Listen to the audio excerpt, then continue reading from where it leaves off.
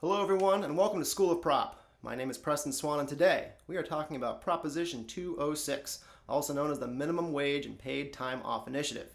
If passed, Prop 206 will increase the minimum wage in Arizona from $8.05 an hour to $12 by 2020.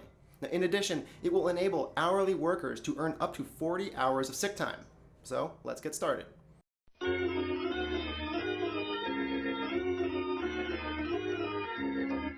The federal minimum wage is $7.25 an hour. Now, the highest state minimum wage is currently Massachusetts, with $10 an hour, but New York and California have both passed legislation that will increase theirs to $15 an hour by 2022. Arizona's minimum wage is $8.05 an hour. Now, in 2015, Arizona had about 44,000 workers earning minimum wage, or less than 3% of all hourly workers in Arizona. Now, the poverty level in the U.S. for an individual is $11,880 and $16,020 for a family of two. A worker earning Arizona's minimum wage, working 40 hours a week, 52 weeks a year, will earn $16,744, putting them just above the poverty line for a family of two. Now, if Prop 206 passes, that worker will now earn $24,960 for the same amount of work, which puts them just above the poverty line for a family of four.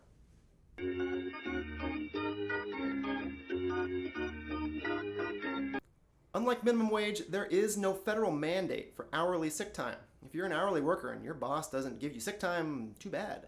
Now, Prop 206 would change that, where you could earn 1 hour of sick time for every 30 hours worked. And hourly employees can earn up to 40 hours of sick time a year if they work for a large employer, or 24 hours a year if they work for a smaller employer. Now, 5 states currently have earned sick time on their books. California, Massachusetts, and Oregon lets you earn 1 hour of sick time for every 30 hours worked. Connecticut says it should be 1 for every 40 hours, and Vermont says 1 hour for every 52 hours worked.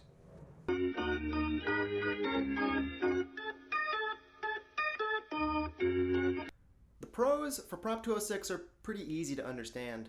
Higher wages means employees can earn more, and therefore afford more things like food and rent and utilities, which then makes them more secure in their lives, and so on and so on. And then on top of that, earned sick time means those employees have the time they need to take care of themselves or a sick child, which means happier, healthier employees. Now, the cons of Prop 206 argue that this raise might be more than some businesses can afford. The boss of that 40-hour-a-week, 52-week-a-year employee we mentioned before will have to pay an additional $8,216 a year. Now, some businesses might not be able to afford that for all their employees, which leads to potential downsides. The employer could hire less people, they could fire people, or they could increase the prices for their goods and services.